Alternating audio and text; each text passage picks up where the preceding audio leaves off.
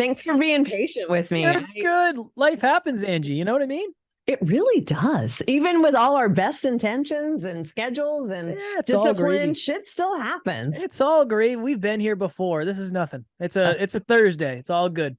Okay, good. Hey, I like your background. That's pretty sweet. I was saying the same thing about yours. Oh, thanks. So is yours just a graphic or is that actually a wall? It is an actual wall and I have lights and everything. So I'm trying to, I got to look the part, you know? I like that. Very cool. Yes. Nice. Well, thank you for coming to the show and thank you for being patient with me. I appreciate that. I appreciate you having me on. I'm excited to chat. Who knows where we'll end up? Absolutely. It'll be fun no matter what. And I never know. That's the part of the fun.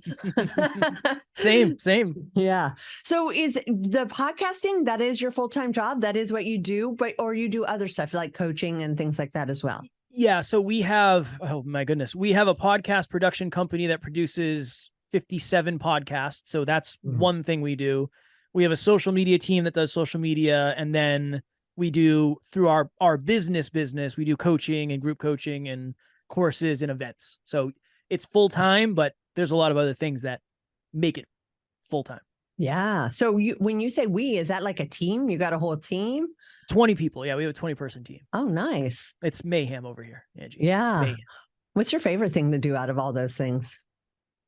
Probably podcast. Is it? Yeah. I mean, you don't get to, between our show and other shows, it's probably like 2,300 episodes. That's a lot. I love it. If you paid me $1 million to do 2,300 paintings, there's not a chance that I would be able to do that. But podcasts, I love. I'm fulfilled. I'm grateful to have the privilege to do it. So I do. I love it deeply. Awesome. And are your podcasts like this, where you have guests, or do you mostly just do ones where you're sort of solo and imparting wisdom? Okay. Solo. Yeah. We had some really big guests. We had Dean Graziosi and Evan Carmichael and David Meltzer, a lot of the big players in the self-improvement space. And then we just said, at this point, we're doing one every single day, and it's really hard to schedule people in with 3 different schedules and coaching calls. So it just made sense to do solos. Yeah, that's interesting because I've done like only 1 or 2, but I struggle just talking me to the camera and keeping things relevant. Like I am so much better at creating just conversations or playing off of what other people are saying or that sort of thing. So it takes a very unique kind of person like yourself to be able to just sort of self-initiate and run all the way through in a whole podcast, in my opinion. Well, it's definitely different. It's different. If I've learned anything, podcasting translates to speaking, but not as much as you might think. And speaking translates to podcasting, but not as much as you might think. And coaching translates to both, but not really. So you pick up lessons from each, and then you're able to kind of use them, deploy them as necessary. Yeah, I like that. So now in your bio, you talked about, you overcame some adversity at a young age and your rock bottom. Do you feel like, and I think you said this in your thing, that you don't need to hit a rock bottom in order to create change, right? Like there doesn't have to be some massive adversity that needs to be overcome in order to start sort of changing the way we do things. Is that your opinion? I don't think there needs to be that drastic of a rock bottom, but I do believe humans are influenced and motivated by discomfort. Yep. It depends on the layer. It depends on how aware you are of the discomfort. For me, I was unconscious of it. And then it hit me all at once. And I said, well, this can't work. But yeah, it doesn't, a doctor saying, hey, if you don't change your lifestyle, something bad could happen in 5 years.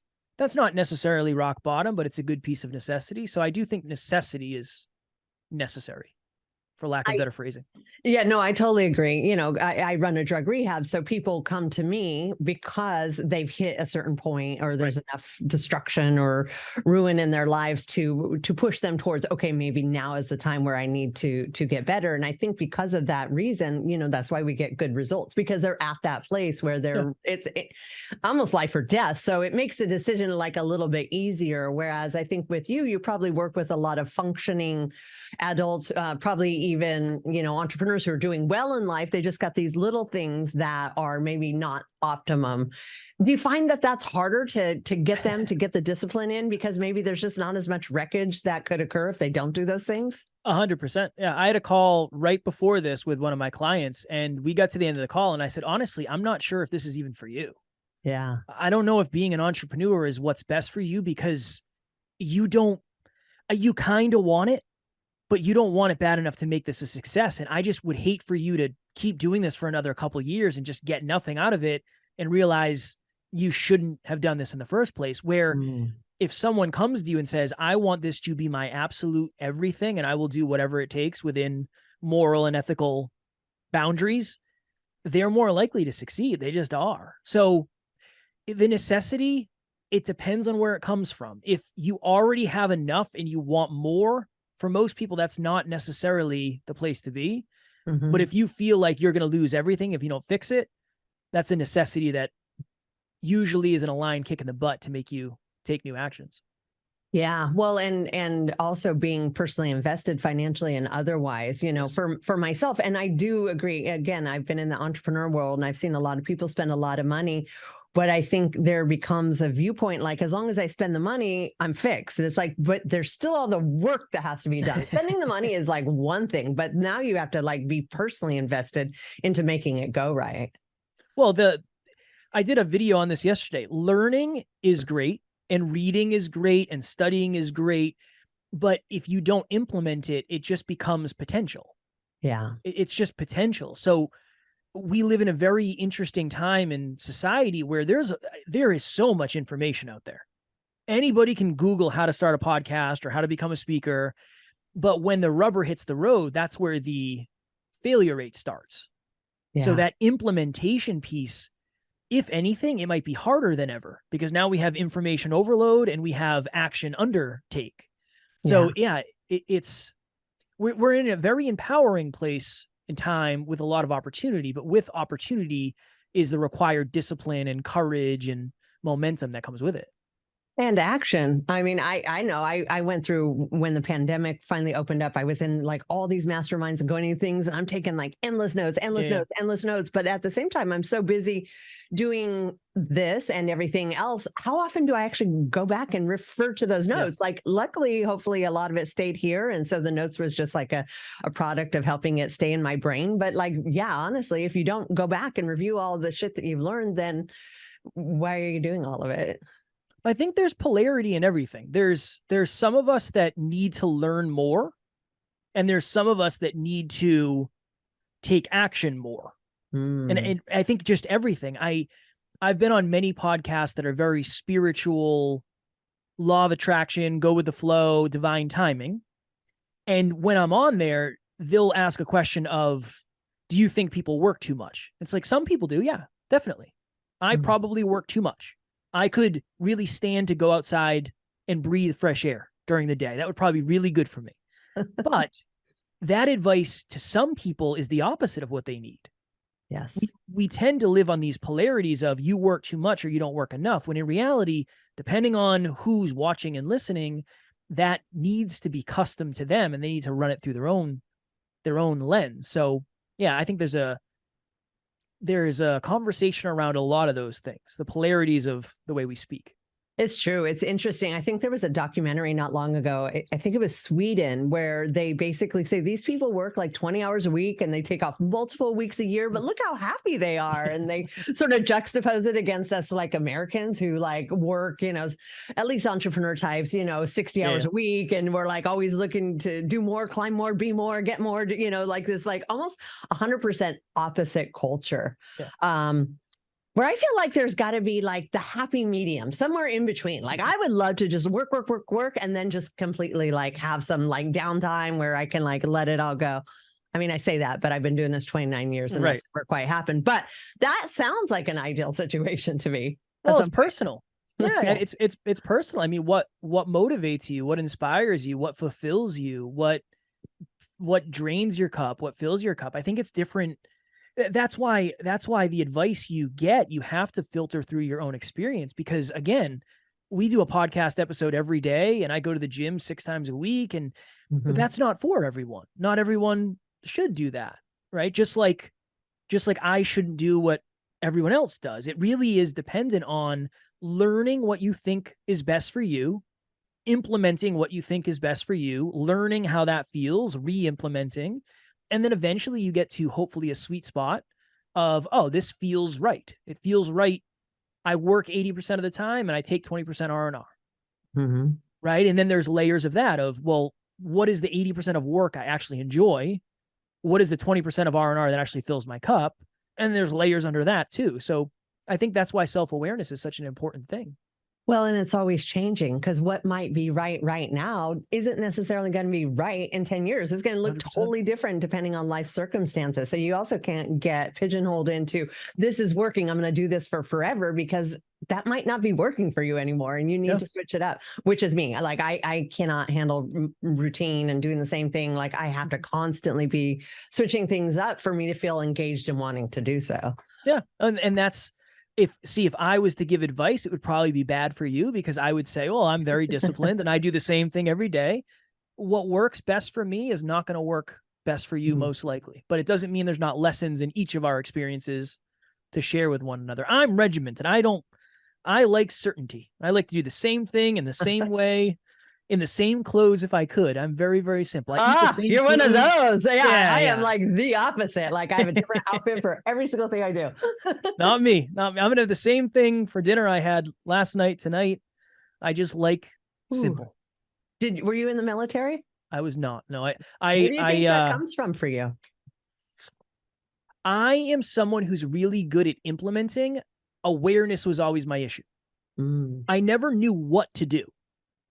But when I know what to do, I'll do it. So I do really well with coaches. Okay. When I was 25 or 26, I signed up for a bodybuilding show. And my coach gave me some of the best advice ever. He said, if you want to win, you will suffer more than anyone else. One of the first conversations we ever had. He's hardcore. Great coach. Yeah. And I won. The reason I won is because I didn't know how to win, but I was willing to do what it took to win. So he just told me how to win. And I just did what he said.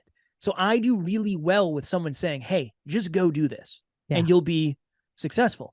And my business partner is an engineer. So he reverse engineered what we're going to have to do to succeed. It helped me create a system. And now I track the same 26 habits every day. And my life is pretty much just Groundhog Day. But there is comfort in the certainty of that for me. Yeah. Well, and I think a lot of people are like that. It's like, your North Star, you just hit it every day and then it's easily manageable. I get that. Yeah. And I can always have a conversation around, because this happened recently. I said, I don't feel super fulfilled. I'm just not as fulfilled as I was. I think I need to go back to jujitsu. I want to go do Brazilian jiu-jitsu again. And Alan is like, cool, man, go do it. You're going to do it eventually. You might as well do it now. Yeah.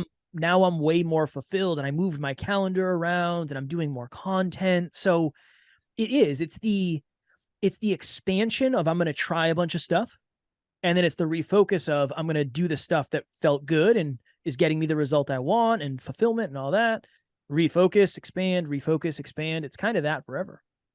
And do you feel like, because you touched on this earlier with the whole law of attraction thing, that plays much into your life, or more like the diligent, routine, hard work is why you're at where you're at?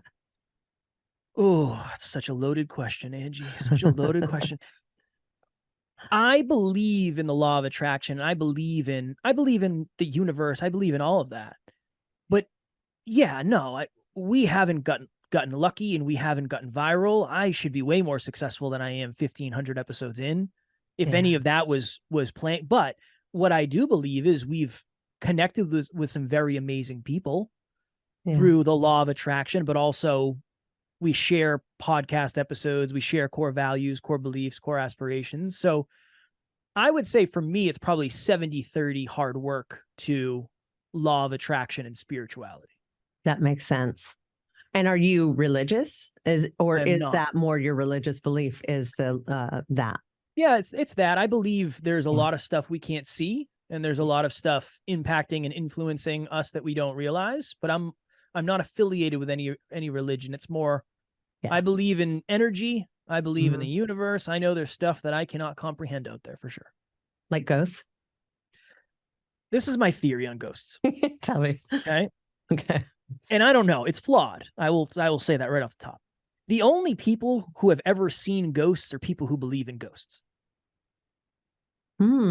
That's my theory. Now, you could say, well, they didn't believe in the ghost until they saw it. Well, now they do believe in it. I'm convinced that if I just say I don't believe in ghosts, it'll never quantify in my brain as that might have been a ghost. That's my belief. So no, I do not believe in ghosts. I've never seen one. So I can't say I believe it. That makes a lot of sense. And I do believe with that, like what we're open to is probably, it's kind of like that reticulating activating, what is that? RAS? Yeah, RAS. So yeah. like if it becomes on your radar, then you see it. If it's like nowhere in your realm, then you never see it. And it could be like right there, but you don't see it because it's just not like in your programming, more or less. Yeah, you don't recognize it. Now, again, is that oversimplified? Probably, but it makes sense to me logically that you're not going to see something you don't believe in. Because even if you did see it, you wouldn't believe it's what you didn't believe it was. If that makes any sense. Mm-hmm. Going deep. I was about to go deeper, but I'll save that one. Okay, so then, yeah, right. I'm curious now. I would know. Well, but my thought is, well, because over the last couple of years, we've seen and heard a lot. Did that put more things in your universe that maybe you didn't think or know or suspect may have been existing due to circumstances, like the UFOs and stuff? Yeah, stuff like that. Yeah, I don't know. I'm surprised there wasn't more of an uproar when people found out there was aliens. Yeah, you'd think that would expand it, but I think I was underwhelmed. So I don't think it did as much as it probably should have, in fairness.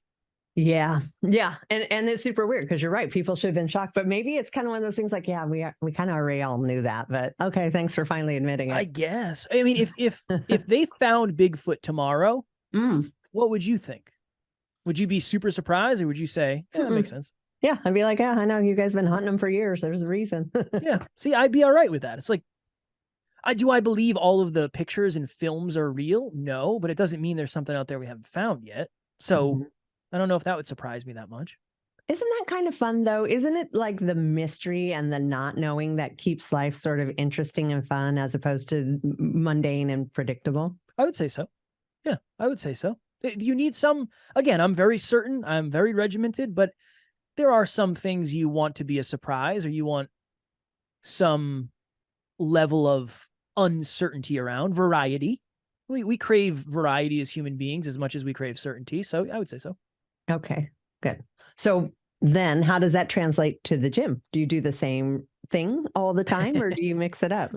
No, I pretty much do the same thing. Now I do jujitsu now, so I'm doing more martial arts than I am bodybuilding, but I tend to do what works.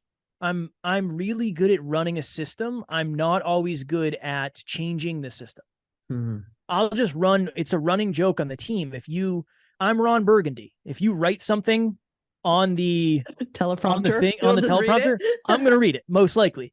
That's just how I am. I'll just keep doing the same habits forever until I check in with Alan, usually, because Alan's my main mentor, and he'll say, you're past that. Like, I don't know if writing affirmations is what you should be doing right now. There's so many other things going on. You have enough belief to just do it. Like, just get rid of that. It's like, all right, cool. So yeah, in the gym, I tend to do what works. That's usually same with dieting. I do what works for me. I think the most sustainable approach is usually the best approach for us, for humans. Yeah. So yeah, I try to do the thing that's most sustainable, and then I just try to get better at that. I like that. Yeah, I'm a big fan of like keto and intermittent fasting, because for me, it's not really dieting. I get to eat the food groups I love and my body responds well. And so it's just more of a lifestyle as opposed to, this thing I have to do to have the body that I want, which is nice. Like you said, it's sustainable. Yeah, it's got to be right for you. So Alan does intermittent fasting. I don't, because I go to the gym at usually 5 o'clock in the morning. So the last thing I want to do is starve myself throughout the entire day after I've had a heavy workout or a hard cardio session. So usually I'll have one meal in the morning, and then I probably won't eat until 6 or 7 at night. But that works, right? It really depends on, I don't know if there is anything. Yeah, there's ideal. Ideally, you would do this, and this, but ideal and realistic are two different things. No, and certain people, like, they need to eat those every 2 hours because they get super hangry. Their blood sugar goes really low. Like, they should not be someone that intermittent fast. So it's definitely a personal, I don't even know if it's preference. It's just what your body and mind need to have you be the best version of yourself. Yeah. Well, then the deeper question is, maybe did you just not try it long enough where maybe the month or two in, everybody's hangry if they go too long. That's another layer of a similar conversation we were having before. It is. And it could segue into like quitting smoking. Like a lot of people won't quit because they turn into total assholes. And for the greater good of everybody else, they're not going to put people through that. Yeah, that's fair. It keeps them being a smoker. So you're right. Like, is it that they just didn't continue it long enough and stay in control of their emotions enough to get to the other side of it where it is a plus and a benefit? Well, that is success in a nutshell for many of us, right? It's we're digging and we're digging and we're digging and we're digging and we're digging. And unfortunately, some of us give up. Maybe it's a shovel stroke or 5 or 10 or 15 before we were ultimately going to get there. It's probably like that with everything, really, right? If you can't see the fact that what you're doing is actually making measurable progress, and here's the interesting thing, all of the detriments you're dealing with currently, you have none of the upside yet. It makes sense. I can understand that for sure. Yeah. Yeah. Well, and it is hard. And I think that's why a lot of people don't stay with stuff, because it does take a while to see results. And especially in today's times where it's just such an instantaneous gratification type world we live in, where we're not seeing that instant gratification for all this hard work we're doing. We'll be like, okay, next, that didn't work. How about next? So, we don't really like try things to their full result, maybe like we would have in the past. I am convinced of this statement. I am convinced of it. If we spent as much time, so if we took all the time that we spent looking for shortcuts and we just put it into the unsexy fundamentals, we would not only achieve more often, but we would achieve faster. I am convinced of it, because you need momentum. Right. Anything in weight loss, the first week, I usually gain weight. I don't lose weight in the first week. But if I was looking for, let me try this pill, let me try this detox, let me try this, I'm not going to get any results for the first 5 weeks. Yep. So I think if we just said, you know what, I know this shortcut sounds sexy, but the shortcuts in the horror movies always end up going badly. Always. Every time. That's just how it starts. I think for a lot of us, we would just be better off if we said, look, maybe this process isn't supposed to be super sexy. Yeah. Maybe it's not supposed to be the easiest thing I've ever done. Maybe it's supposed to suck a little bit. Let me just try and see what happens. Well, and I think that's like the key. It's consistency for a long enough duration. But I also feel like we've kind of built in a lot of, I don't want to call them excuses, but like, oh, you worked really hard. You did such a good job. You should reward yourself so you can keep working hard. And so we almost build in these like little traps where we don't actually succeed because we're rewarding ourselves for our hard work along the way, which actually deters the success, because we're like taking bites of it before we actually get to where we need to get to. Yeah. Yeah. That is fair, especially in a dieting sense. That is fair. That's why I got so much success out of 75 hard, because it was just non-negotiable. It's like 75 days without one cheat. And that was the first time I've ever done anything where I couldn't have like a cheat, but then I saw the most results because there was no variation. It's what, it's like setting a new habit. It's how many days, it's how much consistency you need to actually create a newness about things. Yeah. Well, and even like if you're trying to save money, imagine you do really well 6 days of the week, and then the 7th day you spend more money than you would have in the previous 6. Humans are really good at doing stuff like that. We're really good at getting even. We're good at you diet for 6 days. On the 7th day, you eat way more than you dieted. And again, maybe dieting is not the phrase for you, whether you're watching or listening, but yeah, it could be working out. It could be like anything, any good we're trying to do. I think there's just like this little built-in self-sabotage thing that occurs in the name of rewarding, which is really just keeping us, down more or less. Yeah, it's unfortunate. And maybe checking in with why you're doing it in the first place, or what are the results you're looking to get, or probably the best would be what's the most aligned celebration, right? But that's the hard thing, is you're already practicing discipline to get the result. The last thing you want to do is practice discipline to get the reward too. That's what makes it doubly hard. You want to let go. You want to go off a little bit. So I understand. I diet 6 days a week, and I usually have a cheat meal on Saturday. If I'm not careful, that cheat meal is going to turn into a cheat day, and Kevin's not going to be losing weight at the rate he wants to. What's your favorite cheat meal? Ooh, right now, and judge me, it's okay. I understand. Right now, Taco Bell. Just something about it. It's simple. I know what I'm going to get. What do you get? Oh, anything, honestly. Usually I'll get 3 cheesy gordita crunches, Oh, 3 chalupa supremes, and then I'll use, now they have the nacho fries are back. Thank you. So I get the nacho fries with a little bit of cheese, and then I'll also probably splurge for like a 3-piece or a 3 taco meal. So I'll get 3 soft shell tacos. That's usually, dang, you yeah, really that's my go. go-to. Oh yeah. Holy shit. I'm a huge fan of good food. I'm very fortunate because the one Taco Bell we had around here left. So that's never an option for me. Thank God. Because I love the chalupa. That is my favorite one. That's Yeah. pretty much the only thing I like there, but I freaking love a good chalupa.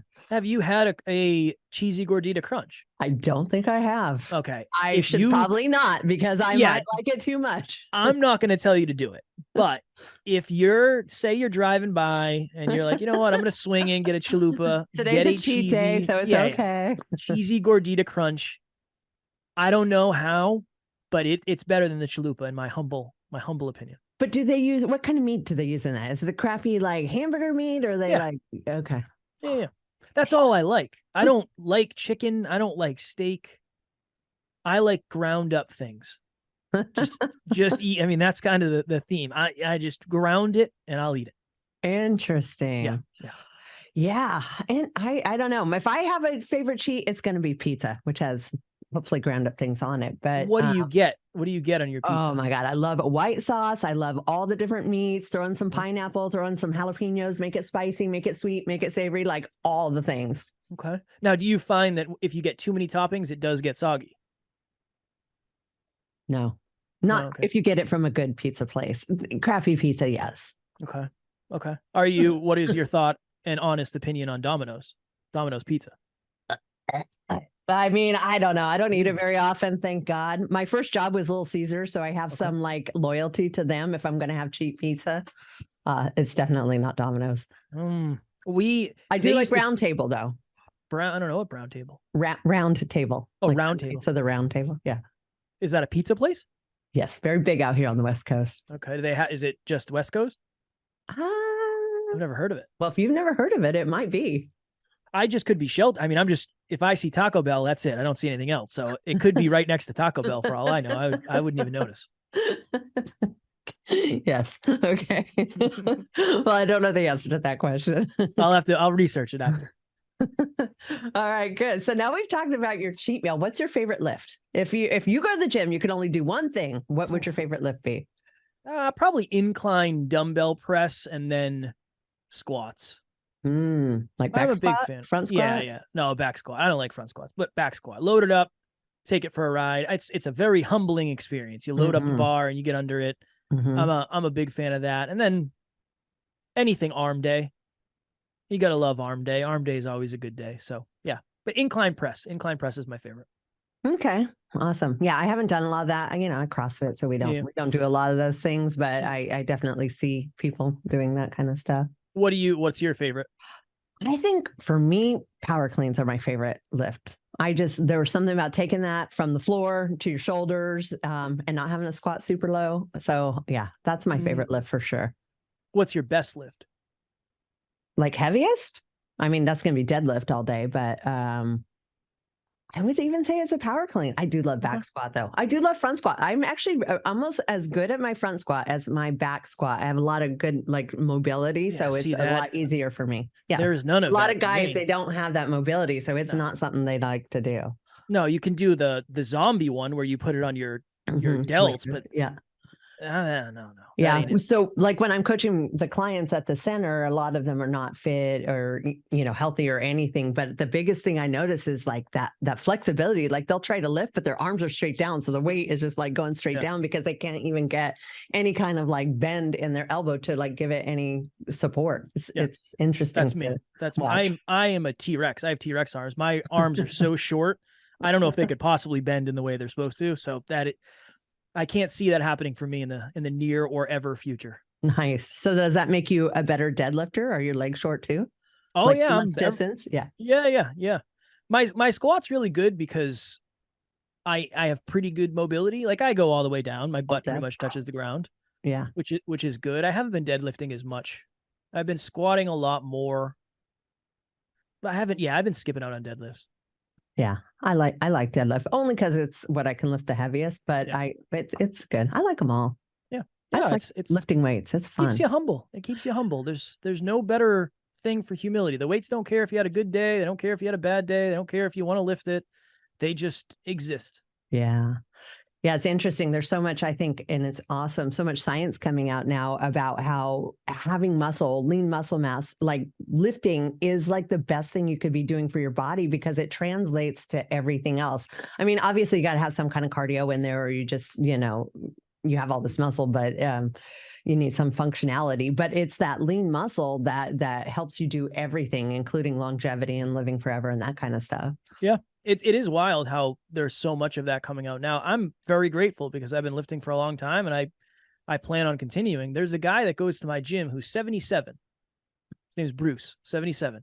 And he shows up with his belt on. He's got his sweatshirt on, his hoodie on, and he gets after it. And I love it. I am a huge fan of Bruce because that's inspirational. I'm 34, so another 43 years. If I can still be getting You're going to be Bruce? That's my goal. My goal is to be Bruce. If I can do that, I'm doing okay. Well, and I think if you stay with it, there's less likely that, it's more likely that you will, because I notice a lot of people, oh, my shoulder, they have all these old injuries. They talk themselves out of it. As you get older, obviously that doesn't get better. So yeah. I think if you just stay consistent with it, then you for sure be Bruce. Do you have any lagging, annoying injuries? Me? Yeah.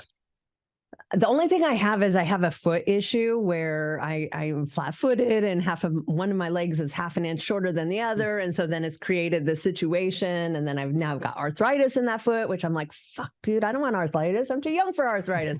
But so there's limiting things that I could do, like springing off of my feet, like a box jump. I can't do that shit. So there's limitations there, but nothing like to prevent me from doing all the shit I really love. Nice. Yeah, that's always frustrating. Yeah. You have that thing. It's like, oh yeah, I'd love to do that, but yeah. But don't you think that's part of the limiting beliefs that people do too? Because I do believe we can modify almost anything to accommodate somebody, but because of those things, that prevents people from actually like going in and doing the work. Yeah, I would say so. I think, let's just say hypothetically, you feel pain in your shoulder one time, and I'm not a doctor and a physical therapist, so please don't listen to me with what I'm saying. It's just an example. Well, you can listen to him, just don't take his medical advice. Yeah, don't take my medical advice.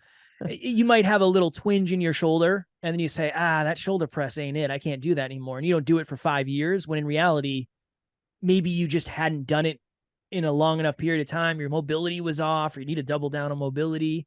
So yeah, I think to a degree, but I don't know. One of the hardest things for me, at least, to continue going to the gym consistently is when I have injuries, because I leave more frustrated than when I went. Mm-hmm. It's such a negative. Mm-hmm. I'm just getting negative feeling after negative feeling after negative feeling. Frustration. It's frustration. Like I said, I just started going to jiu-jitsu again, and I am so sore that I have to like take a week off before I go again, because I know if I go tomorrow, I'm going to be off for 2 weeks, and it's hard. That's one of the hardest parts of it. Yeah, you got to check like the ego, like, because the ego says I want to do more, and not that ego's bad. I think it has a bad name, but yes, it's difficult to set that shit aside, especially when you feel very capable of doing stuff, but then being stuck with limitations of your own choosing. Yeah, and you got to balance in the short run. Is it really that big of a deal that I'm not going? No, because in the long run, my body will thank me for it. But in the short run, it feels like the end of the world. It's like, I'm losing momentum and I haven't exercised for 2 days in a row. Yeah. My strength is going down. I can already tell. Yeah. When it's like, look, in 2 weeks, is this going to matter? Probably not. It's probably not going to matter as much as you think. So why do you like jujitsu? Because I am fascinated by it. I will never do it because like my face on that nasty mat is just grosses me out, but I love it. I wish I had done it earlier. Maybe I wouldn't care about that stuff. But I know it's a lot of mental combined with the physical. It's like a chess match with physicality. So my grandfather was a boxer and my great-grandfather was a boxer. So there's been combat in my family for as long as I can remember. When I was in high school, I didn't know what I wanted to do with my life, but I wanted to fight. I wanted to fight professionally. That was one of my goals as a young man. And I remember when I started jiu-jitsu, it was like, this is really something different where, being strong helps and having a temper, I mean, having a temper doesn't help. It's an equalizer. There's something about knowing that when you get to the ground, a lot of people are like a fish out of water. And it's just a very humbling experience to roll with someone who weighs 50 pounds less than you, but can do whatever they want to you. Yeah. So that's always been one of the things I've enjoyed. And I really love the culture around it and the respect. We bow getting on the mat. We bow getting off the mat. I enjoy that. I think it helps you stay grounded, and it helps you stay respectful, knowing that this person that you're rolling with could kill you if they wanted to. I don't know if there's any more of a humble reminder than that. So Mother Nature is the only more humble reminder, I think. Yeah. Yeah. That's fair. But yeah, it's that. And the other thing too is, unfortunately, when we get to a certain age, oftentimes we lose a lot of the competition aspects, right? I don't really, business competition, but I don't look at it that way. There's really not much competition. So now I have something to work towards in a competitive manner, and I'm using my body in different ways. So yeah, it's mostly those. It's a lot. I really enjoy it. Yeah, I agree. And I think having that competitive edge is important. You're right. Because like, as I had kids, I'm very competitive, but I toned it down for them so that, I wasn't like taking out my 2-year-old, like, in Go Fish. Like, I think I kind of lost some of that competitive edge because it was just kind of mean.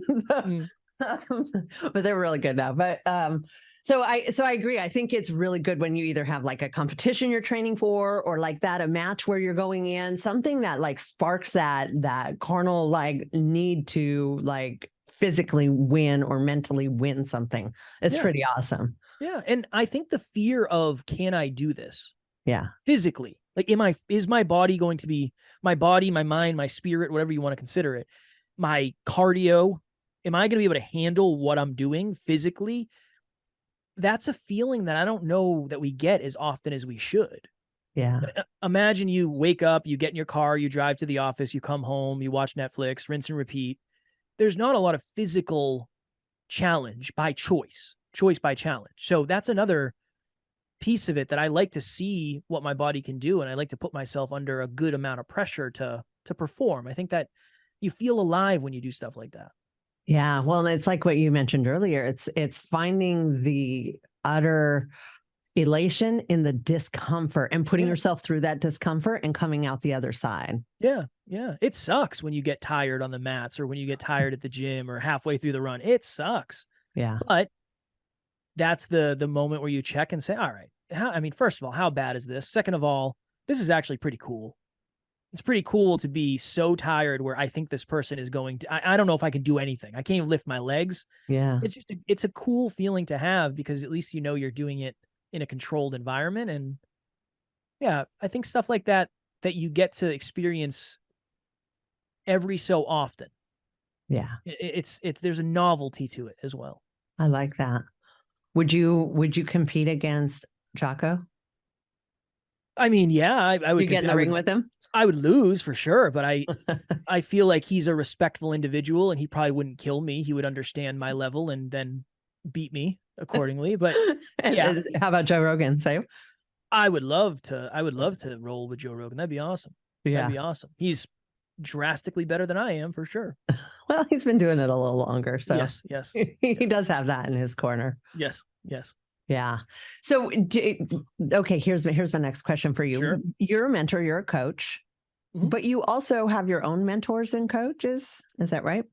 So yeah, over the last 7 years, we've had some really, really, really impactful mentors and coaches. And as we got very clear on our core beliefs, our core values, our core aspirations, that's when we really started to be as focused on character as possible. So I'm at a stage now where I don't really care about someone's success. I care far more about their character. Character is forever. Success is up and down, and it depends on what you value success as. So yeah, what is your definition? Is it money? Is it this? Right. Is it that? Yeah. But I think we all have a pretty good, if you said, hey, what is a good character? I think most people would have similar answers. They'd say, oh, this person's trustworthy and they're kind and that type of stuff. So now I'm looking way more at character than anything. And the beautiful thing about having a business partner is we've helped each other with our characters. So yeah, we've had many amazing mentors, but we've gone very inward over the last few years just because there's reasons and seasons. Yep. There's reasons to have people, there's seasons to have people.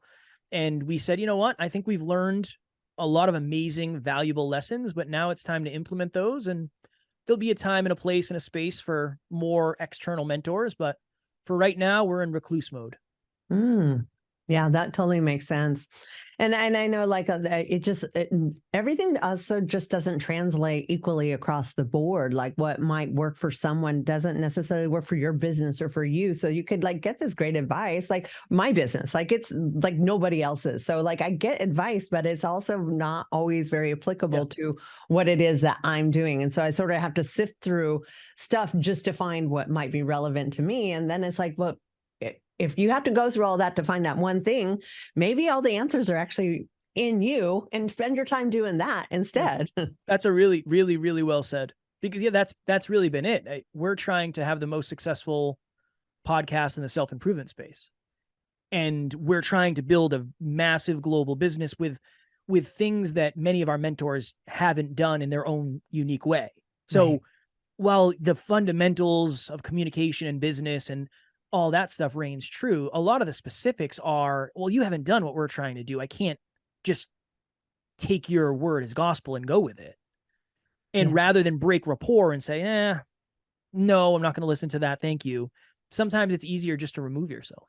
Yeah, I absolutely agree with that. And like you said, it always changes. There's times where I actually need someone I got to run shit off of, once a week or whatever it is. And then there's other times where I just need to do some self-reflection and meditation and figure it out for myself. Yeah. And I'm very blessed. My business partner he's something special. He's different. So I believe he knows where we're going more than most other humans do. He just has something. He's very intelligent, but he's also very connected. He knows stuff. His intuition's very strong. So I am probably, again, going to what we talked about originally. I just tell him, let me know what I'm supposed to do and I'll do it. I trust you. I've trusted you since the beginning. I traded in everything for this. And a lot of the stuff you were saying didn't make any sense, but I believed you since the beginning. So I will continue to do so. Nice. And he's like, good. Just read off that prompter. pretty much. Yeah. Luckily he writes nice things. In front of you. Don't go outside of that. Yeah. And then he'll check in and say, all right, have you burned your system to the ground yet? No. Okay. Still going. Awesome. Keep going. Yeah. Nice. I love that. So what do you do to decompress? Like on your day off, like you work super hard, you're at the gym every day. You've got a very disciplined, regimented thing. We do know you go to Taco Bell. But like, what's your favorite, like, I don't have to do anything today? Is it like watch Netflix all day? Is it go out of town? So Sunday is family day. So Sunday, I'll wake up. I'll usually go to the gym or I'll go to jiu-jitsu. And then I batch my WhatsApp messages to make sure clients are good. So there isn't really a day where I don't do some level of work, but Sunday's easy. Yeah. My wife and I will go on a day trip or something. So Sunday is family day. Nice. Saturday night, I'm watching the fights. Ah, so right. The fight. You and I are recording this on a Thursday. There's big fight Saturday. Will I have Taco Bell? Definitely. And will I watch the fights? Have Taco Bell while I watch the fights? Absolutely. Yes, I will. So yeah, I usually work most of the day Saturday. And then as we get to like 3, 4 in the afternoon, that's usually when I kind of turn it off. Awesome. So out of all your episodes you've done, what's your most relevant piece of advice? Oh, goodness. I know that's a lot of episodes. Like it's a lot of episodes. Yeah. I have 2. One is your adversity can be your advantage if you know how to leverage it and use it.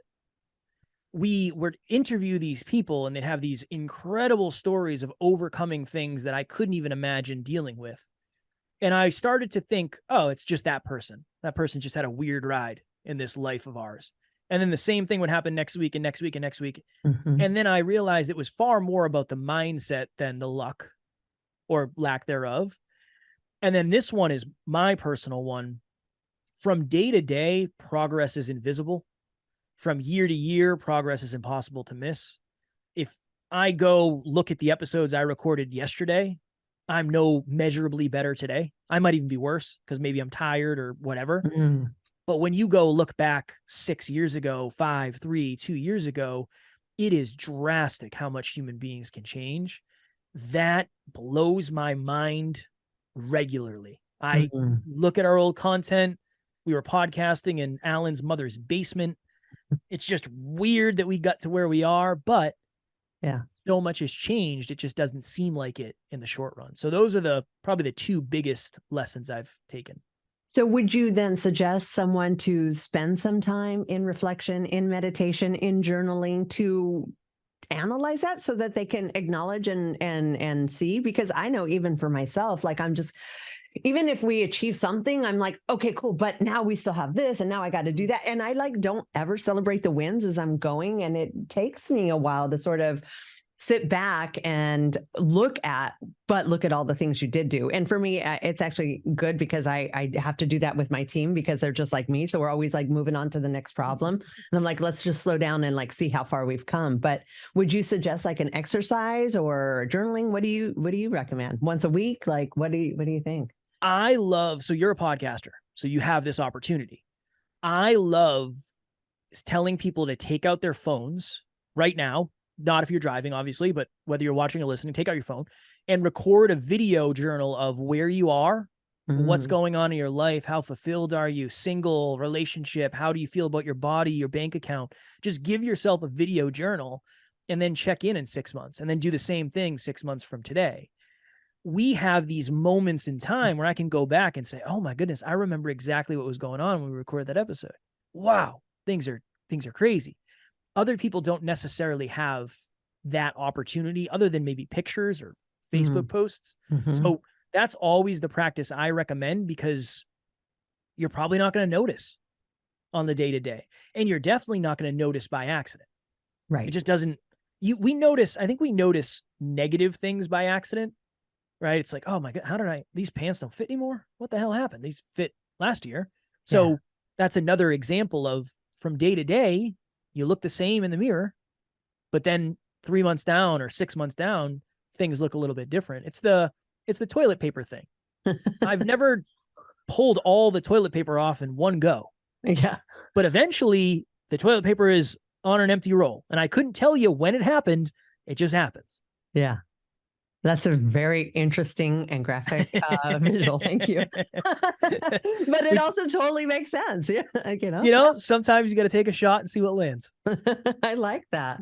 Yeah. And I agree. I think it's so important for us to sort of self-reflect and see how things are so that we can acknowledge the little things and remember why we're doing all of this. And when we thought that was so bad, like that's like been my big key is like, okay, guys, but do you remember when we were in that situation and things seemed like nothing could possibly be worse and we overcame that? Like, so is this as bad as that? Like, oh, I guess when you put it like that, I guess it isn't as bad as we kind of were starting to like work ourselves into thinking. So it is really cool. And I like that you have people do that.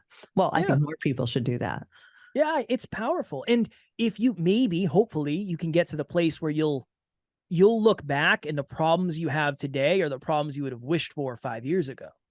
Yeah. That's a really good representation of progress. Yeah. I try to say that often. I have a lot of problems. Like there's a lot of stuff going on in the business, but these are problems that I would have killed 4 or 5 years ago. Yep. Oh, we have too many clients. Oh my goodness. What a terrible problem to have. When I couldn't fix my car and I was broken down on the side of the road, I would have killed for that. So that's it. I think that's another important thing because very rarely are you going to get more of what you want less of, especially when it comes to growth. I mean, unfortunately, sometimes life is set up that way, but not usually with growth.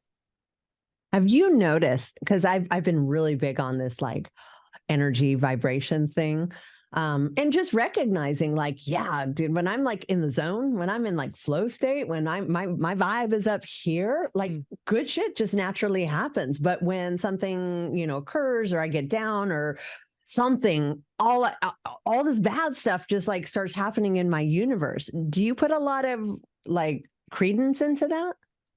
Probably not as much as you by the sounds of it, but and not that it's a bad thing. No judgment at all.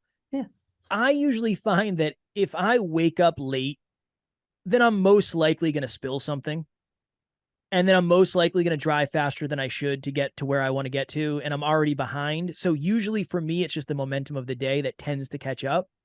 That's usually how I recognize it. It's like you slept in, you are more frustrated when the cats want to eat. You're more frustrated when your wife asks you for something. Yep. The gym kind of sucks. Somebody's running 1 minute behind and it's the end of the world. When on the opposite end, it's like, I wake up, I'm good. I got a good night's sleep. I'm laying on the floor with the cats. Everything is amazing. So for me, a lot of it feels like momentum. It also sounds like a lot of it is personal accountability for having started your day that way, or, you know, almost creating that by your initial reactions. We run a dangerous game of it's always my fault. Mm-hmm. Alan and I have a thing of, it's my fault. It is. If I have a high level of awareness, I also have a high level of influence. If something goes wrong and it's my department, it is my fault. So I try to take as much ownership. I'll say that to my wife all the time. Like, I just have to get better. Yeah. You're good. Like your request is not unreasonable. I just need to get better. Yeah. Now, that's probably not productive or constructive for everyone, but that's what's worked well for me. And I just try not to allow it to attach to my self-esteem or my self-worth. I'm not bad because I did bad, or I'm not bad because I didn't do as well as I want. There's room for improvement. There's room for growth. But yeah, accountability it's a vulnerable thing. It's a scary thing. It's a courageous thing to say, yeah, I messed up. That's on me. That's on me. I made a mistake. But somebody said this one time and it really landed. When you give away responsibility, you give away opportunity. If it's Angie's fault that this podcast didn't go well, and I say, well, I crushed it, I'm the best, there's no room for me to grow through that. It's somebody else's fault. So if it's somebody else's fault, you lose the opportunity to grow through it as well. Well, that's what I think too. And I also believe if we're not taking accountability for actions, good, bad, or other, then, you know, then we're assigning blame to other people, other things, other situations. And then there's no cause in that. That's just giving away our power to someone, something else as to why we're the effect of whatever's happening. So in my mind, like the more accountability we can take, the better, because then things cease to have power over us.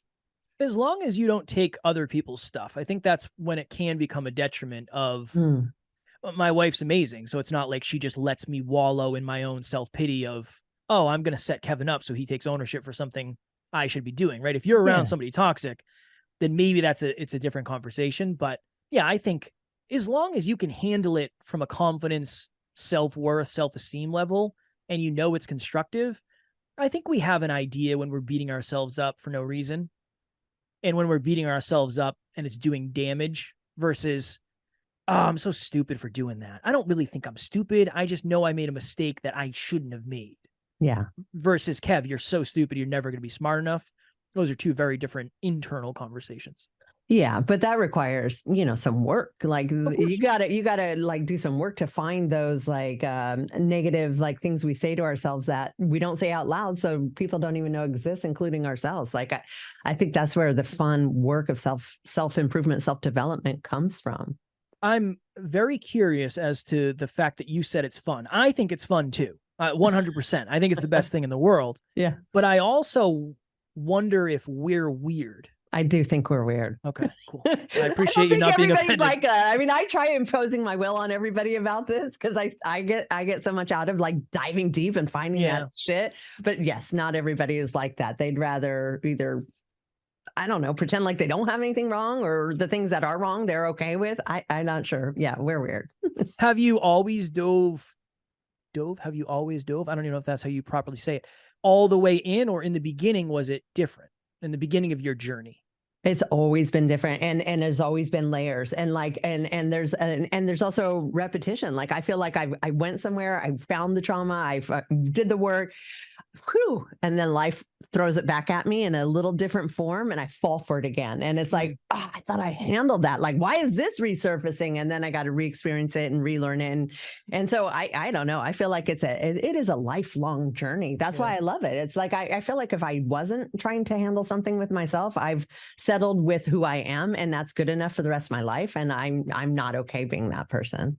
I know in the very beginning for me, it was very different, where Mm.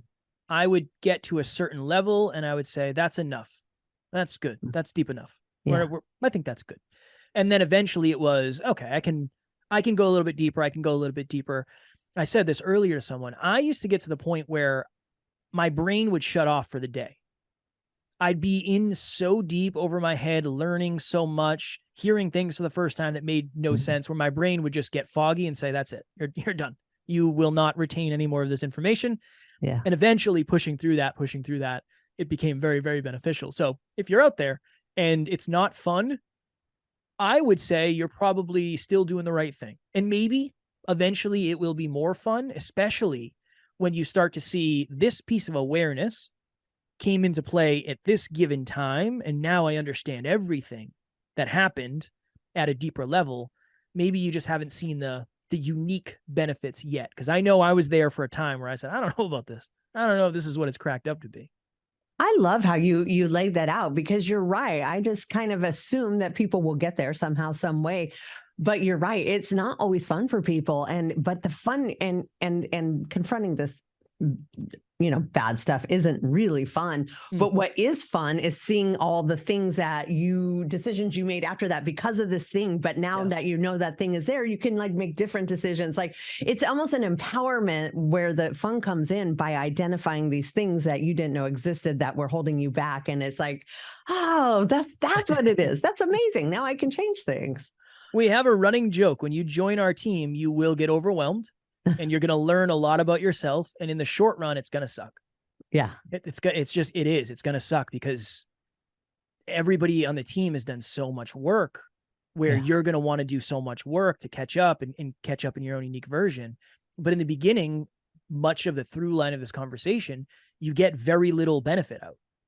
It's a lot of potential. It's a ball of potential that's spinning and spinning and spinning and spinning, but that spinning is uncomfortable until you find something to release it. Yeah. And I just think that is progress in a nutshell for everything.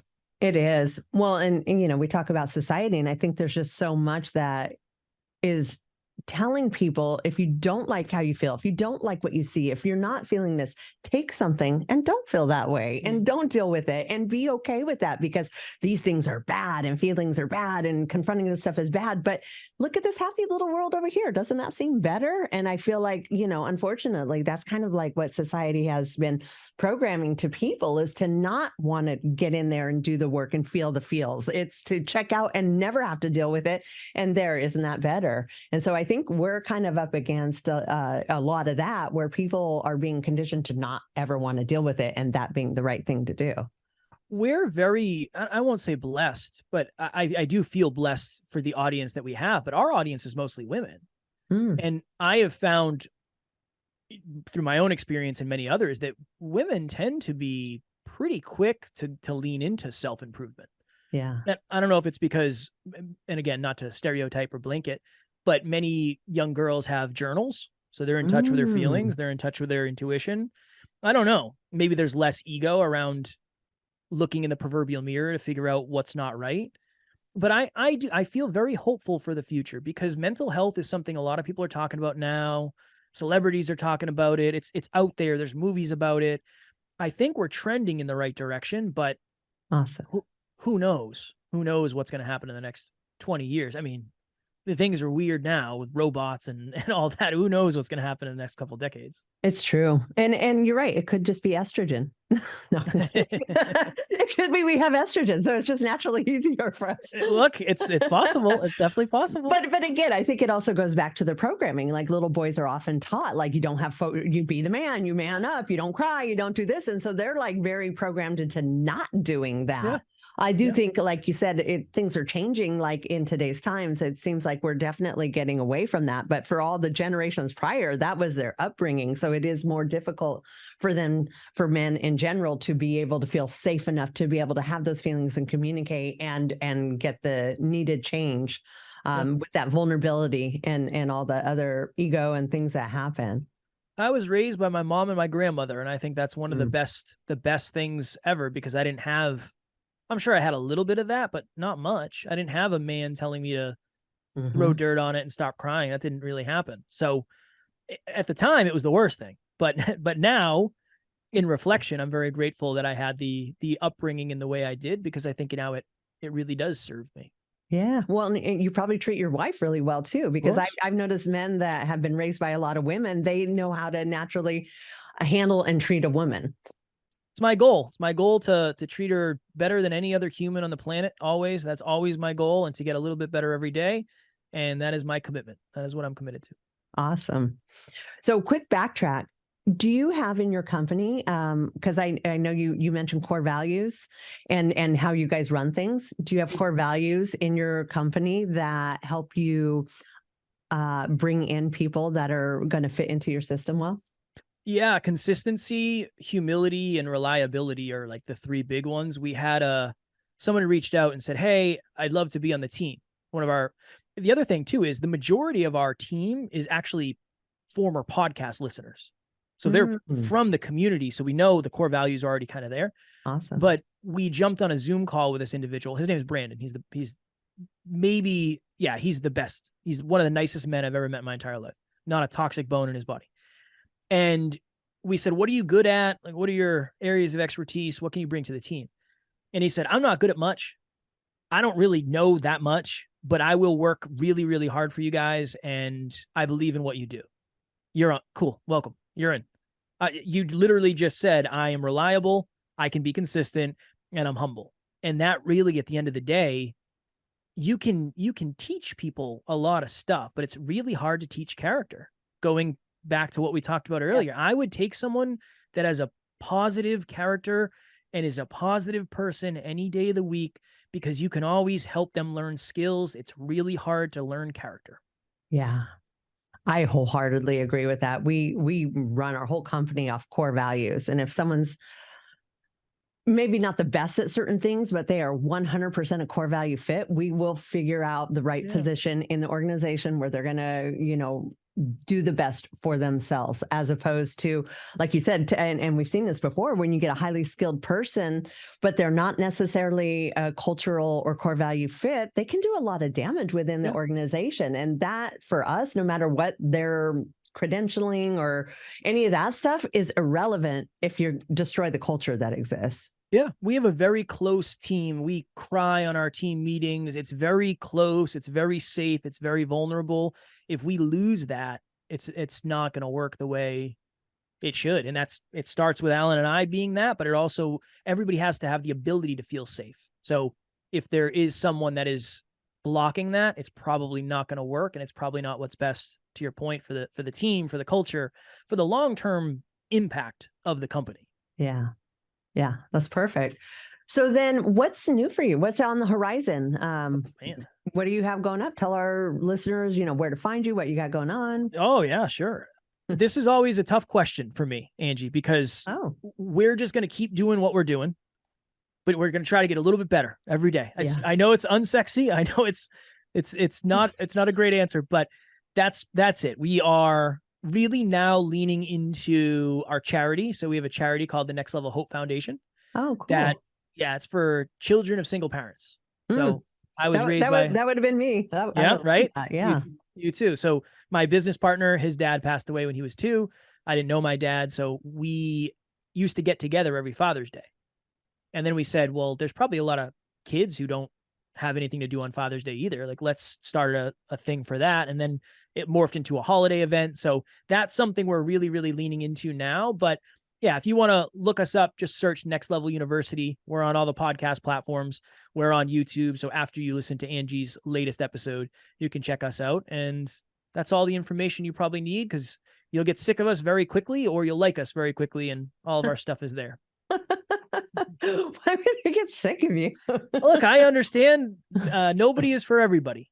So I don't want anybody to think they have to like us just because you were so kind to have me on. Nobody's for everybody. I like that. How have I never heard that? That's actually really good. I just made it up. And again, I'm sure somebody has used those 3 words in the same exact order I have. So I didn't make it up. But awesome. Well, thank you so much for coming on the show. I really appreciate you coming on. You're You're really fun to talk to, and I appreciate enjoyed it. our conversation, and hopefully we get some more followers to follow you too. I appreciate you having me. You're a wonderful host. I love the energy. I'm grateful, and I am grateful for your time as well. Awesome. Thank you.